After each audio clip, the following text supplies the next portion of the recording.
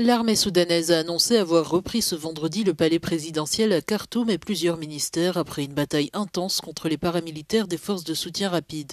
Des images diffusées par la chaîne saoudienne Al Arabiya montrent des soldats soudanais pénétrant dans le palais républicain de Khartoum, symbole majeur du pouvoir dans la capitale. 2 ans après le début du conflit, l'armée soudanaise se félicite d'une avancée stratégique et promet de poursuivre son offensive pour reprendre l'ensemble du territoire.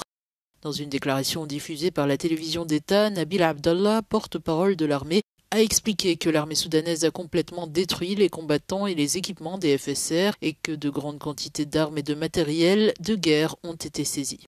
Alors que des images circulent montrant des soldats célébrant leur victoire au cœur de Khartoum, les forces de soutien rapide contestent cette avancée et assurent avoir infligé de lourdes pertes aux forces régulières. Les FSR conservent toujours des territoires dans la région du Darfour et d'autres zones de l'ouest du Soudan où la guerre continue de faire rage.